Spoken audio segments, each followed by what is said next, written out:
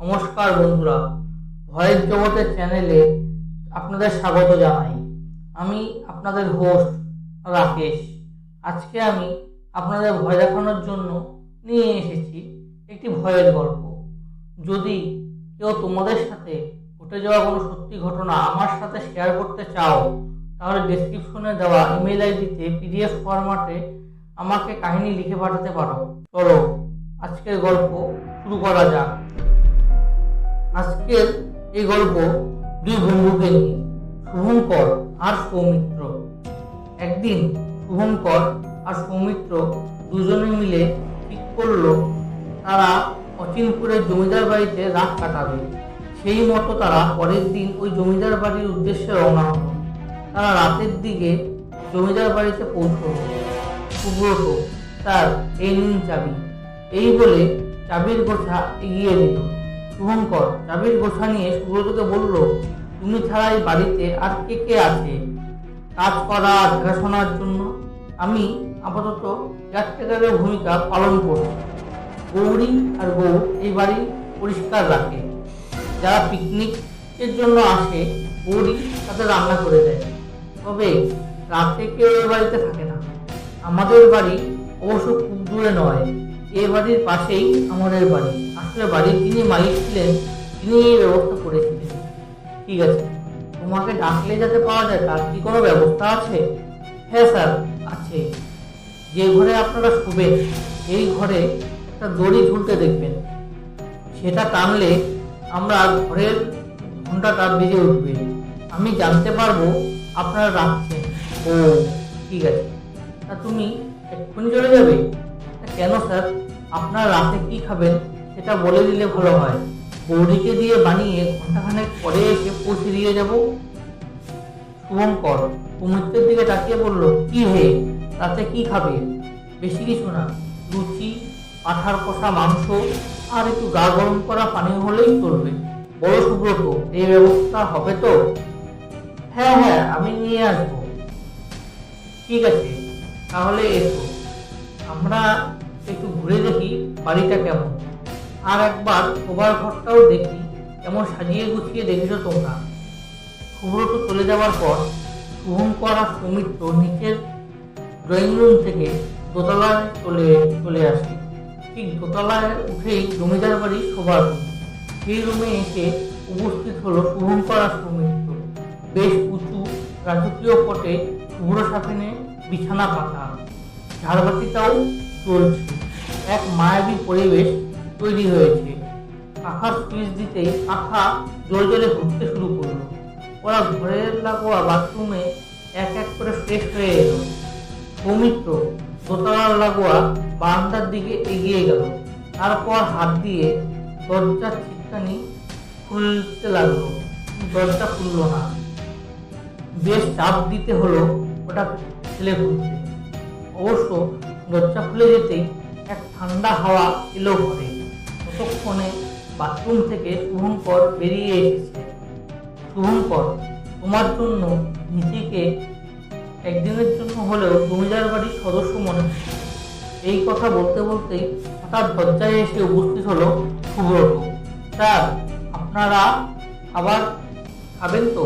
খাবার নিয়ে বেডরুমে খাবেন না ডাইনিং রুমে খাবেন? না না, আমরা ডাইনিংয়ে বসে খাবো। ডাইনিং রুমেই চলুন বলেই সুব্রত চোখ করলো বারান্দার দিকে খোলা দরজাটা রয়েছে। সুব্রত সরাসরি বলল, কে এই দরজাটা খুলে দেবে? সৌমিত্র উত্তর দিল, আমি। ঘরের হাওয়াটা বেরিয়ে যাবে। সুব্রত আর কোনো কথা না বাড়িয়ে বলল, চলুন ডাইনিং রুমে, আমি খাবার বেরিয়ে দিচ্ছি। নিচের ডাইনিংয়ে এসে ডাইনিংটি দেখেই ওরা অবাক হয়ে গেল। বিশাল এক ডাইনিং টেবিল পাতা আছে। সেই ডাইনিংয়ে জন 30 লোক একসাথে বসে খেতে পারবে। তবে এখন অত লোক একসাথে না, কিন্তু ডাইনিং টেবিলটি আগের মতোই সাজানো। ওরা দুজন এসে মুখোমুখি বসতে সুব্রত খুব সুন্দর করে সাজিয়ে দিল তাদের খাবার। তারপর সে খাওয়া দাওয়া তদারকি করতে লাগলো। খাওয়া শেষ করে উঠতেই বললো, আপনারা হাত ধুয়ে আসুন, আমি পানীয় ঢেলে দিচ্ছি। দুজনে এসে বসতে পুরো পরিমাণ মতো সব মিলিয়ে গ্লাস এগিয়ে দিল দুজনের দিকে। শুভঙ্কর বলল, ধন্যবাদ তোমাকে, অনেক করেছো আমাদের জন্য, আর থাকতে হবে না, রাত তো অনেক হলো, এবার তুমি এসো, দরকার পড়লে তোমাকে পাবো তো? হ্যাঁ স্যার, পাবেন, আমি আসি তাহলে, শুভরাত্রি। শুভ্রত চলে গেল। ওরা একটু একটু করে সামান্য গ্লাসে চুমুক দিচ্ছে আর গল্প করছে। হঠাৎ সৌমিত্র বলল, বুঝলে শুভঙ্কর, সব ব্যবস্থাতেই যখন করলে তখন জমিদারের নাচঘরের বাইজির ব্যবস্থাটাও করতে করতে পারতে, আনন্দ পেতাম। কোনোদিন তো সামন থেকে দেখার সৌভাগ্য হয়নি।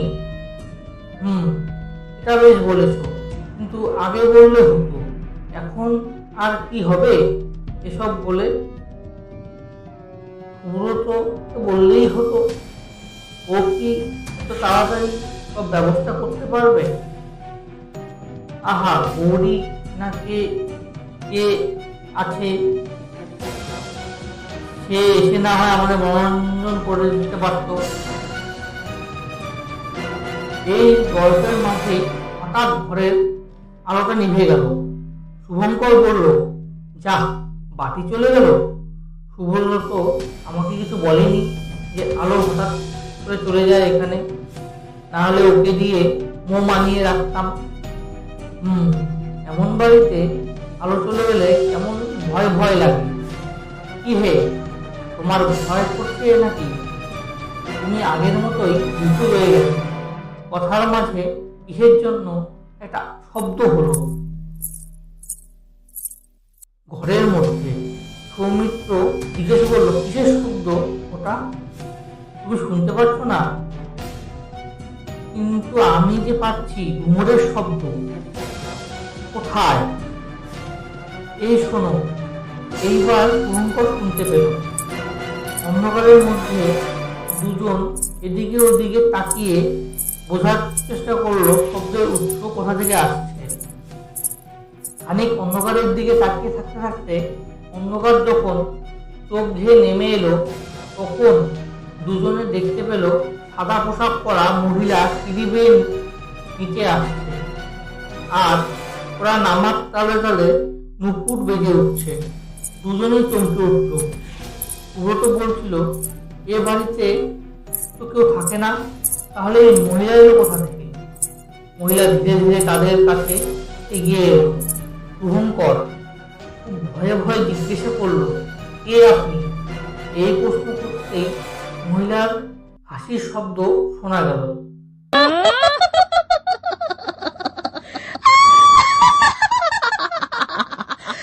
সে কি, তোমরা বাইজিকে আহ্বান করলে আর বাইজিকেই চিনতে পারছো না? তোমাকে কে ডাকলো? আমরা তো ডাকিনি। ডেকেছ? আমি কি নাচ দেখাবো? কত্থক নাকি আধুনিক কিছু? না না, তুমি যাও, তোমাকে আমরা ডাকিনি। এখন তো তখন তো দেখেছিলে, আর আমি আমার শিশু সন্তানকে ছেড়ে আসতে চাইনি বলে জোর করে ধরে এনেছিলে, আর আমার সন্তানকে মেরেই মেরেই ফেলেছিলে। কি সব বলছো আজগুবি? আমরা তোমাকে চিনি না। কেন? তোমাদের রক্তে রয়েছে নারীদের নিয়ে ফুর্তি করা, বদমাশি করা, আর তোমাদের কথা মতো না চললে পৃথিবী থেকে সরিয়ে দেওয়া। এই দূষিত রক্ত এখনো তোমাদের শরীরে বয়েই চলেছে। তাই তো এতদিন পরেও বাড়িতে এসেই তোমাদের বাইজির কথা মনে পড়ল। এবারে ক্ষমতার অভাবে প্রতিশোধ নিতে পারি, এবার ছাড়বো না, এবার আমি প্রতিশোধ নিব বলেই দু হাত দিয়ে দুজনের গলা টিপে ধরল। সবটাই এত তাড়াতাড়ি ঘটলো যে ওরা দুজন পালানোর সুযোগ পেল না। শুভ্রত শুভ্রত ওরা আওয়াজ তুলতে চেষ্টা করছিল, কিন্তু শুভঙ্করের গলার স্বর ফুটছিল না। এদিকে আঙুলের চাপ বেড়েই চলল গলার উপর। দু হাত ধরে ছাড়ানোর চেষ্টা করলেও দু হাত ছাড়ানো গেল না। শুভঙ্কর আর সৌমিত্র দুজনের কথায় আটকে গেল। কিছুক্ষণ পর দুজনেই মাটিতে গড়িয়ে পড়ল। পরের দিন পুলিশ এসে তাদের দেহ উদ্ধার করলো। অফিসার ভাবতে লাগলো তারা এখানে এলো কি করে। আজও হয়তো সেই বাইজি সেই বাড়িতেই অপেক্ষা করছে, জমিদার ভেবে অন্য কারো রক্ত পান করবার জন্য। বন্ধুরা, যদি আমার এই গল্প তোমাদের ভালো লেগে থাকে তবে অবশ্যই আমার চ্যানেলটি সাবস্ক্রাইব করো এবং ভিডিও লাইক এবং শেয়ার করো।